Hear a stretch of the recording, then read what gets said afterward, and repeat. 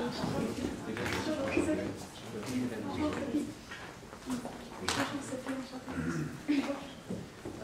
de débuter, je vais expliquer les consignes. Donc, bienvenue au Comptabilité. S'il vous plaît, tout le monde éteint le son de l'appareil électronique pour ne pas déranger personne. Je vais faire en français et en anglais. Donc, chaque équipe dispose de 20 minutes afin de présenter son coup de juge. J'afficherai un carton pour les 10, les 5, les 2 dernières minutes et les 30 dernières secondes. Lors des 10 dernières secondes du discours, j'ai indiqué à l'aide du main le nombre de secondes restantes. Puis l'équipe ayant peut-être bien accès à la présentation, après 20 minutes, tu verras arrêter afin de continuer la période de questions. La période de questions d'une durée maximale de 5 minutes est établie du jury à la fin de la présentation. Je tiens à rappeler au jury qu'il est obligatoire de poser au moins une question lors de cette période. Each team has 20 minutes to present its case to the judges. I will show a board for the 10, the 5, the last 2 minutes, and the last 30 seconds of the presentation. During the last 10 seconds of the speech, I will indicate my need to make hands the numbers of remaining seconds. The team not having ended its presentation after 20 minutes will be stopped to move on to the period in question.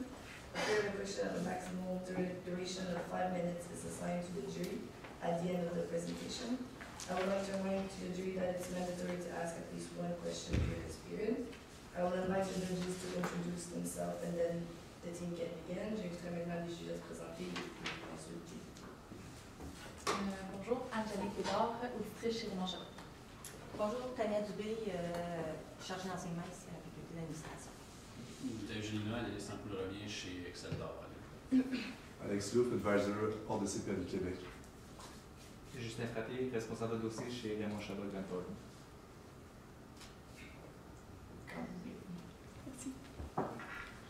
Good afternoon, Paul.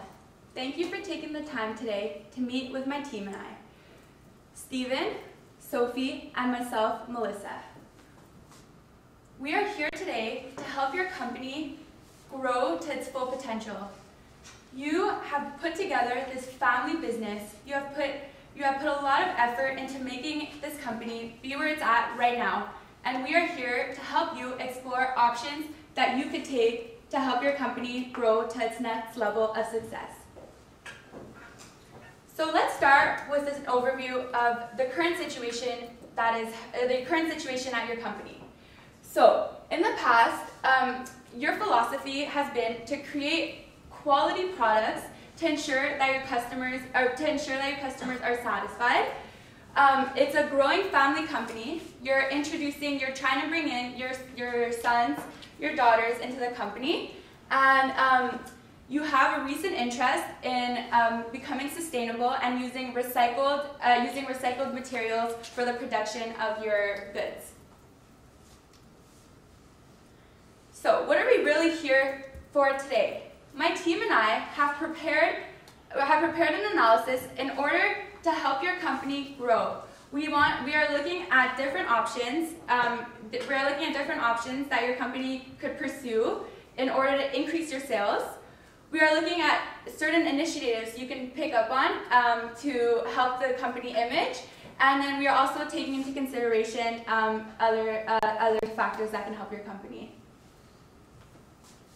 Alright, so the first project that we decided to look at, the first growth opportunity that we're going to examine, is purchasing a new piece of machinery. Now, this piece of machinery, in order to evaluate it, we use the net present value analysis. In order to do that, we have to come up with a discount rate. By taking a weighted average of the cost of equity, cost of debt, as well as accounting for the risk-free rate that we assumed to be 1.25%, we came to a discount rate of 13% that we used in order to perform our analysis. So, the first part of the net present value analysis is to look at the initial investment. What is the present value of the outlay required to commence the project? So there's the machine cost of $925,000 added with the $75,000 of tests that are required to put the machine into its intended use, which give a cost of $1 million. And there's also a tax shield that we took into consideration at roughly $230,000.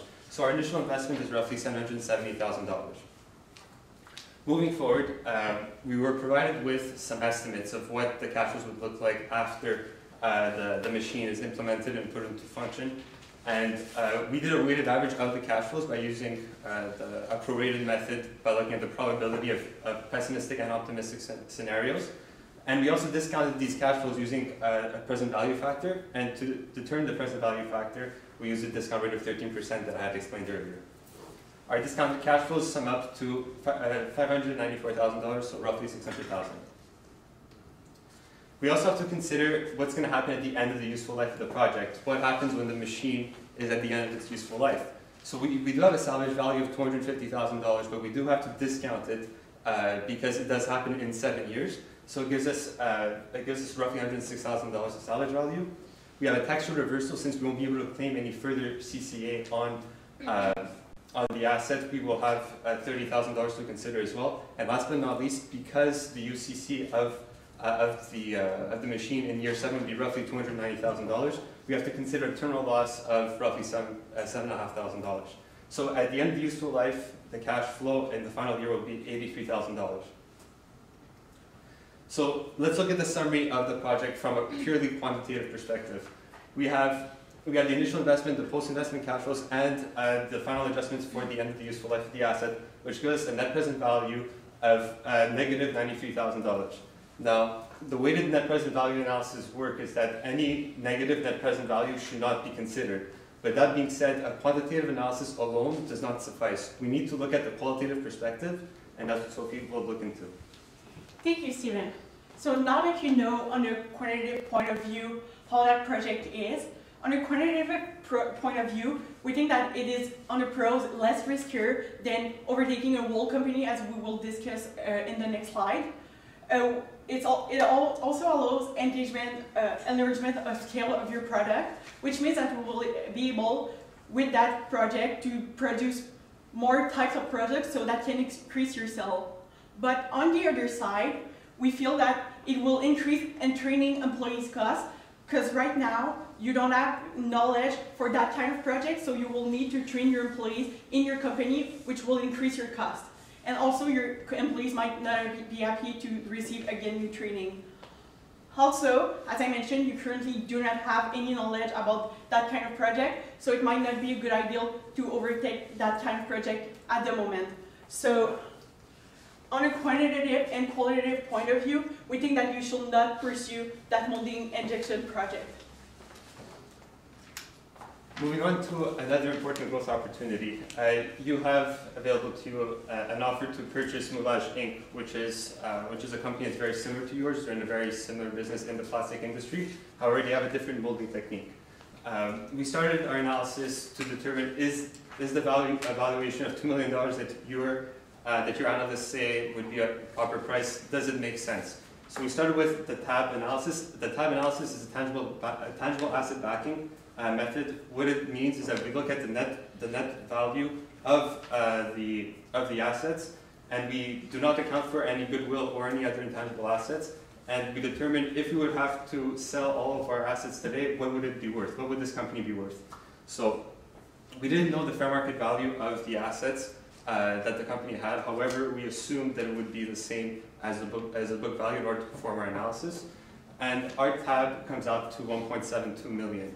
So what this means is that we need to consider the $2 million that your analyst said you could currently buy the company for, and we need to see, is it reasonable? So with a TAB at $1.76 million and the current offer that could go through at $2 million, the gap is 17.6%. The industry standard usually is between 25 and 30%. If you have that as a gap, it seemed to be reasonable. There would have to be extensive analysis to be done before purchasing the company, such as due diligence and also looking into the mission, the vision of the company. We weren't given too much information about the synergies that the companies would create if they would go together, but if we would have those, we would be able to further assess what our cash flows would actually look like once we would purchase this company, because that's what really matters from a quantitative perspective. But with the information that was provided to us, $2 million, which is 17.6% higher than the TAB, does not seem unreasonable by any means. But that being said, there's also some qualitative factors that we need to look at. Thank you, Stephen. So, on a qualitative point of view, we believe that overtaking that company and purchase it will be a good idea in a way that you will have more consumption opportunities. So as the same thing as of the Moulage project, you will have a more scale of products, so you will be able to increase your sales. Also, another good point that was not present in the project is that you already have knowledge in that kind of industry, in that kind of conception. So it wouldn't be new for your company and it wouldn't be new for your employees as well. You will also increase your market share as you will be purchasing another company. So you will have more place in the market share. So you will be more on level with your competitors. So that can give you a competitive advantage. On the other hand, we know that it's more riskier and there's an additional step to be required in the conception. But compared to learning a whole new process, a small step is easier to learn. So taking all of that in mind, we believe that in a qualitative and quantitative point of view, you should purchase a moulage ink. So now that you know in growth opportunities what you should do, which is purchasing moulage ink, you also have other concerns according to your company, which is, first of all, the certification that you were mentioning us. So the ISO certification is a certification that will give you a good reputation for your company. And as you told us, you were losing contracts with clients because you don't have that certification. So we analyze the pros and cons of that, you're requiring that, getting that certification. So on a pros, we think that it will be good for your company's reputation and it will ensure your clients that you're meeting all the requirements. On the other end, of course, there's some costs that will be involved with getting that certification, but we also know that you will get accreditation from the government, which can pay you back up to 50% from that. So that can be good for your company. It's also good for your company's reputation because certification are good for your company. You can put that with your logo, with your company's website and stuff like this. So that can be good for your company. And you can also increase the sales of your company. Because as you mentioned us, you were losing contracts sometimes with your company, but if you have that certification, you won't be losing any contracts anymore. So that can really be good. So with all of that in mind, we believe that you should take the certification and take the steps in order to acquire that certification, since it is important for your company, especially since you're planning on purchasing moulage ink if you're following your recommendations. So moving on, you also had other concerns about your company, such as human resources that Melissa will talk about, and also about your company's reputation. Because right now, people, the population, and your client in general are way more concerned about the environment, so it's important for you to be a sustainable company and to communicate it to your customers and to the public in general. So you were maybe thinking about bringing some of your employees to conferences, sustainability conferences for your company, but we believe that before that you should take a couple of steps before moving on to that step finally. So first of all, some easy way to become sustainable for your company and improve your company image could be to become an eco-friendly company. We know that right now you're already taking steps, but we will recommend that you're moving that further on in order to become more sustainable, and you can do that with small effects. So, for instance, you could reduce all the printing you're doing in your company. That's an easy way to do that. And for, let's say, the papers that you really have to print, you could use your recycled paper. So all of those small steps can help your company to improve its sustainable image.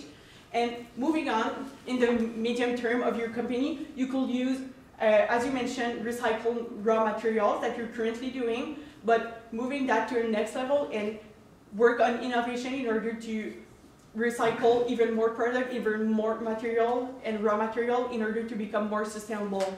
That will require more research, of course, from your company, but we believe it's doable and it's really important for your company's image since you are producing plastics. And after that, with all that in mind, you can also next communicate that to your public. So now you can go to conferences, you can do press releases in order to communicate what you did to the public. So your customers will tend to encourage your company more for that. All right, so one thing we also wanted to take into consideration was the sales contract that was being offered to you. So you were being offered a sales contract of 10,000 units, which required 4,000 machine hours. We needed to take into consideration the current capacity that is being used by the machine hours. So the machine, so right now you're using two methods. You're using, you're using two methods. So this method would, the method that you would be using for this contract currently uses 32,000 machine hours, and there's a total capacity of 35,000 machine hours. Therefore, the order is requiring 4,000 machine hours, and you would be going over by 1,000 machine hours. So we need to take into consideration the extra capacity that you do not currently have right now. So looking at it from a qualitative perspective, it would increase your future sales. You would be using your machine hours to its full capacity. However, some cons of this would be that this would actually provide a lower contribution margin. It would provide a contribution margin of 3% rather than your current contribution, which is 12%. And it would also increase your current employee work hours, because your employees, there would be more hours needed for your employees to work. So let's take a look at the numbers now. So with you either could be using the recycled polymers or the new polymers. So under both methods, it doesn't make a difference. The contribution margin would be the same. So this is what I mentioned before. The contribution margin would be around 3% versus your current sales where you have a contribution margin of 12%. Okay, so what we needed to look at is the opportunity cost. What are you losing by accepting this offer? So you're losing a total of 1,000 machine hours, and so this gave us a lost contribution margin of 1,000. This is in thousands. You'd be losing contribution margin of around 1 million. So you would have a decrease in your contribution margin. So our conclusion is that you do not. So we looked at the pros and cons, and even though it's decreasing your current contribution margin, we believe that in the long term it will help your company overall, and you're using your machine hours to its full. You're using your machines to its full capacity. Therefore, because of this, it would also increase sales. So for now, we recommend to accept the order. Another issue that your company is currently being faced with is its employee retention. So your employees are not happy right now because they're being promised a bonus, and they're not actually receiving these bonuses. So one thing we do suggest is that you look into employee satisfaction to increase your employee retention. Right now, you're having trouble keeping your employees to work for your company because the competition is very fierce in this industry. They can go and easily get employment in other companies in the industry. So we came up with suggestions to help you retain your employees by improving your recruiting processes, getting employees that have the same values as your company has, and really as well as setting a bonus structure that your employees know they will be receiving that is in line with the amount of work they're putting in, the amount of hours they're putting into their jobs. So that way this can increase their satisfaction, because if they know that they're working really hard to achieve this additional bonus, then they'll put the hours in, and it will really, really help with the employee satisfaction of your company, which will in fact increase productivity. So when looking at all these factors, we considered all the growth opportunities that we had. We know that you have $2.4 million that are available to you for financing, and we did factor that into our decision, right? Like, you currently have only $250,000 in cash, and if you want to buy, for instance, Moulage Inc., where you would have to give out $2 million, so you would have to give some financing. And it's very important to consider that the financing is super important, but the other important perspective to look at is that everything is negotiable, especially when buying a business. we thought of some creative ideas that could reduce the cash flow impact of the initiatives that we went forward with. So one of them would be, if you're purchasing Moulage Inc., we could also offer shares of the company and not just cash in terms of the consideration transferred. That would ease the cash flow effect. And the other thing is that since you are a company that is profitable, you are a company that has a very strong leadership position in the industry, if ever you are tightly stripped for cash and you need cash quickly, you could always issue shares. I'm sure that tons of investors want to be part of your company, and that's one perspective of looking at it.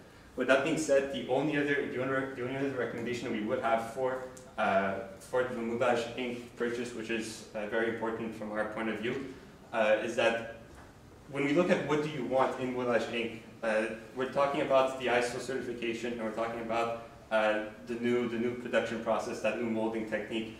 If you could find a company that's much smaller but that has that same technique, the same molding technique, and it also has that certification, we also consider to look at those companies as well, because if you're going to have to give up $2 million just for a sophisticated molding technique, maybe it exists elsewhere, especially in a competitive industry like yours. So with that being said, thank you very much, and we open the floor to questions. So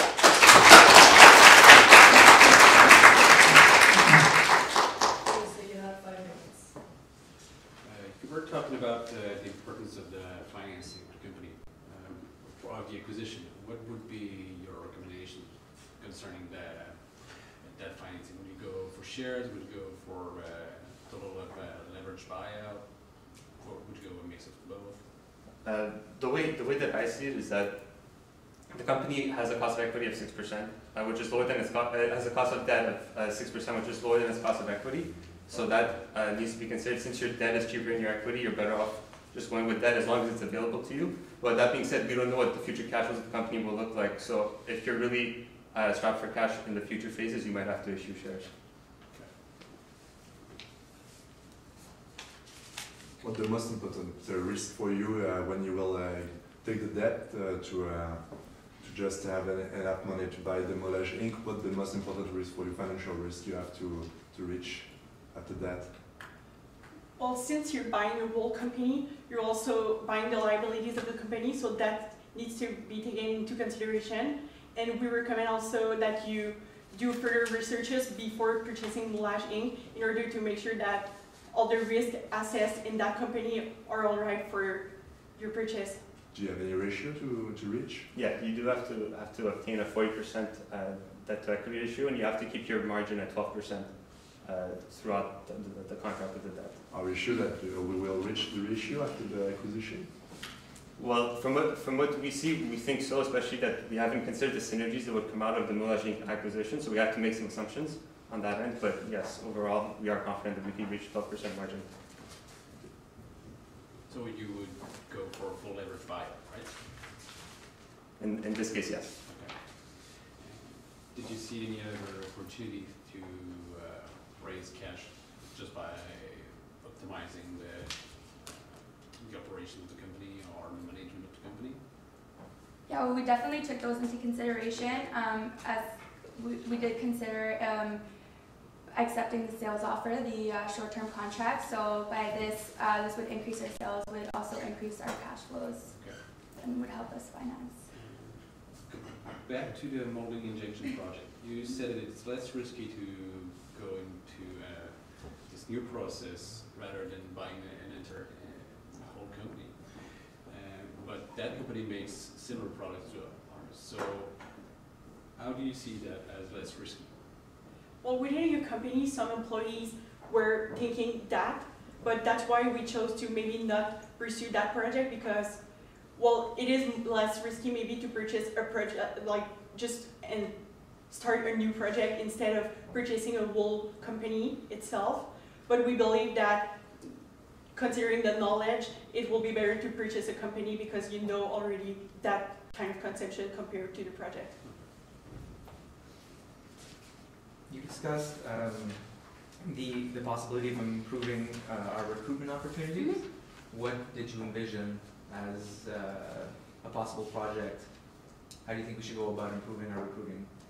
I think the issue now is maybe we're not putting like enough effort into really informing future employees on what the company is really all about, their missions, their values. So some initiatives we could do is we can offer information sessions where we can invite future potential employees to come, and we could talk about our company, as well as we already mentioned that we started going to universities and we are looking for future potential employees.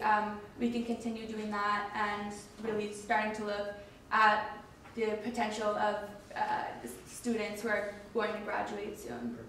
Now, when you say universities, are you referring to the Thetford program? Because we were talking about the program at Thetford being an opportunity to get our name out there, so that would be the, okay, perfect. And I just have another question about, I got a little confused with your short-term contract. So with the slide that I saw, you said we were losing contribution margin, but we decided to go with it. Why were we going with it? Well, the reason why we decided to go with it is that our qualitative analysis is really what brings us there. The loss in contribution margin is minimal to start off with, but when you consider that this is a big customer and they could give you future sales, one of the things that you wanted was to increase your sales in the short term, especially in order to get your financial performance back on track. So if you want a big time customer, it's going to give you sales for the future and many other opportunities. That was the deal breaker for us. Merci. La période de questions. We were shining.